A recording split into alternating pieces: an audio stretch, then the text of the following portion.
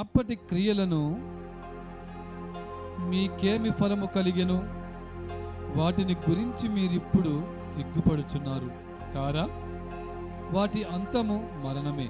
అయినను ఇప్పుడు పాపము నుండి విమోచింపబడి దేవునికి దాసులైనందున పరిశుద్ధత కలుగుటయే మీకు ఫలము.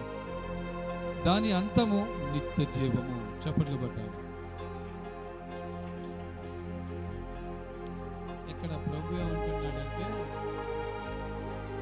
మీరు అప్పటి క్రియలు అంటే ఏ బాటలో నడుస్తున్నాం? మనము సాతాను బాటలో నడుస్తున్నాం.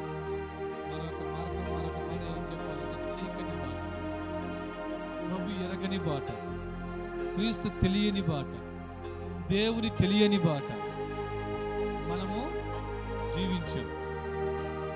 మీరు ఆ క్రియల వలన సిగ్గుపడుచున్నారు. సిగ్గుపడాలి. ఎవరి ఎదుట సిగ్గుపడాలో తెలుసా? దేవుని ఎదుట సిగ్గుపడాలి, దుఃఖపడాలి, బాధపడాలి, కన్నీళ్ళు విడవాలి. అయ్యో నా బ్రతుకు ఇంత నీచమైనదా? అయ్యో నా బ్రతుకు ఇంత ఘోరమైనదా? అయ్యో నా ప్రయాణం ఇలా ఉందా? నా ప్రయాణం ఇలా చేశానా? ఒక తల్లిగారంట ఇదేమంటారు, డెలివరీ అయిన అమ్మాయిలని వాళ్ళు చేస్తారు కదా, ఏమంటారు వాళ్ళని? విడిగా ఉండేవారు కదా, అదేనా?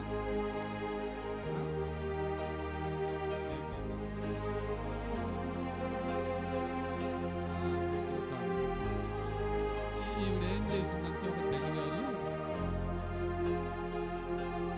డబ్బులకు అమ్ముడు పోయింది. ఎవరికి అమ్ముడు పోయింది? డబ్బులకి. ఇదిగో తన కడుపున పుట్టిన బిడ్డని నువ్వు చంపేస్తే నీకు నేను 20,000 ఇస్తా. ఆ కడుపులో ఉన్న బిడ్డని నువ్వు ఎలాగైనా చంపే అని చెప్పగా ఆవిడ ఏం చేసిందో తెలుసా? ఆ బిడ్డని, వాళ్ళకు తెలుసు కదా, ఆ కడుపులో ఉండగానే బిడ్డని చంపేసి, ఆ బిడ్డని చంపేసి, ఆ డబ్బు కమ్ముడు పోయి చంపేసి, ఆవిడ ఒక రోజు ఏం జరిగిందంటే చిన్న రోగం స్టార్ట్ అయింది. ఏం స్టార్ట్ అయింది? తనకు రోగము స్టార్ట్ అయింది. ఈ రోగము ఏ రోగము? కుష్ఠరోగం. ఈ కుష్ఠరోగము ఎంత డబ్బు పెట్టినా కూడా బాగుపడట్లేదు. ఒక రోజున ఒక వీధి సువార్త పెట్టినప్పుడు, ఆ వీధి సువార్తలో దేవుని మాటలు చెప్తూ ఉన్నప్పుడు ఆవిడ విన్నది. ఏమని చెప్పానంటే, స్వస్థపరచు యెహోవా. దేవునికి స్తోత్రం. నా ప్రభు స్వస్థపరిచే దేవుడు, స్వస్థపరిచేవాడు, బాగు చేసేవాడు, రోగిష్ఠులని బాగు చేసేవాడు, కుష్ఠరోగుల్ని, పక్షవాతం వచ్చిన వారిని బాగు చేసేవాడు, ముట్టే దేవుడు అని చెప్పి నేను సువార్త కూటంలో చెప్పినప్పుడు ఆవిడ విని మా దగ్గరకు వచ్చి ఆవిడ ఏమంటుందో తెలుసా? నువ్వు నమ్ముతున్న దేవుడు, నువ్వు ప్రకటిస్తున్న దేవుడు, ఆయన నిజంగా ప్రేమ కలిగిన దేవుడేనా? ఆయన ప్రేమ కలిగిన దేవుడే.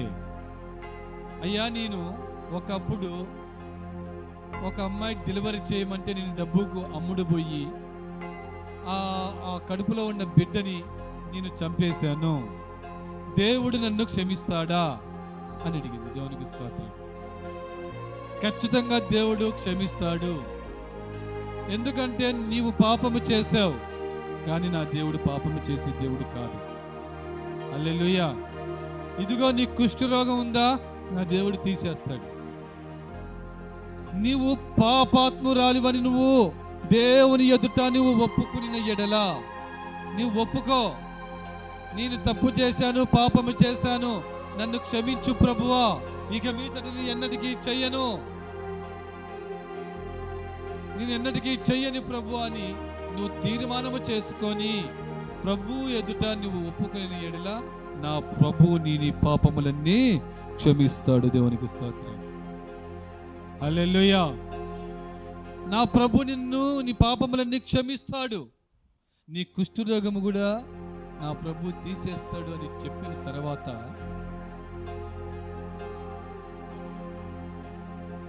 ఆవిడ మారు మనసు పొంది రక్షణ పొంది ఇప్పుడు ఇంచుమించు 500 మందిని ప్రభు మందిరానికి నడిపించింది. చప్పట్లు కొట్టాలి. Praise the lord. గట్టిగా కొట్టాలా.